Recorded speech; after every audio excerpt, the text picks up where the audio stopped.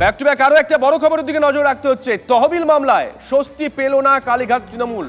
তহবিল মামলায় স্বস্তি পেল না কালীঘাট তৃণমূল। ইডির বক্তব্য জানতে চাইল সুপ্রিম কোর্ট।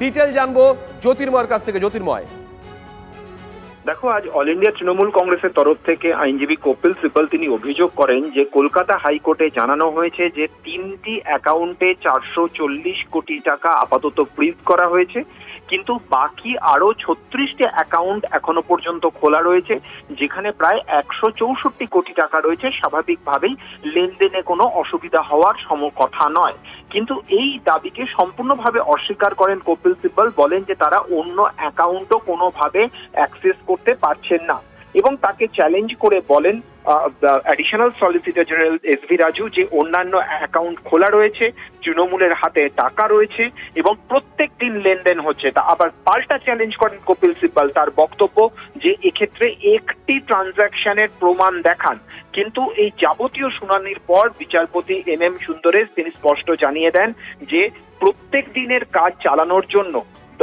সেক্ষেত্রে কিছু টাকা তোলার অনুমতি দেওয়া যায় কিনা, বিশেষত কলকাতা হাইকোর্ট নিযুক্ত প্রশাসকের নিয়ন্ত্রণে যে অ্যাকাউন্ট রয়েছে সেখানে ডে টু ডে ওয়ার্কের জন্য কিছু টাকা প্রত্যাহারের অনুমতি দেওয়া যায় কিনা সে বিষয়ে ইডি জানাক, এবং তার জন্য ইডিকে 7 দিনের সময় দেওয়া হয়েছে। আগামী সপ্তাহে মঙ্গলবার এই মামলার পরবর্তী শুনানি, এবং সেই সময় অ্যাডিশনাল সলিসিটর জেনারেল এসভি রাজুকে ইডির থেকে ইনস্ট্রাকশন নিয়ে এসে এবং হলফনামা জমা দিয়ে নিজেদের বক্তব্য জানাতে হবে।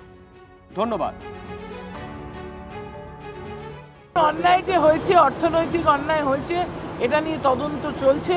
আপনিও দেখছেন, আমিও দেখছি, সংবাদ মাধ্যমে আসছে, কিন্তু সেই অর্থনৈতিক যে তদন্ত চলছে, তছরূপের তদন্ত, এয়ারলাইন্সকে দেওয়ার তদন্ত, বাড়িটা নিয়ে তদন্ত, বা বিভিন্ন যে আরও অনৈতিক কাজকর্ম হয়েছে, এটা যেহেতু সাবজুডিস ম্যাটার, সুতরাং এটা কোর্ট এবং তদন্ত সংস্থা দেখবে।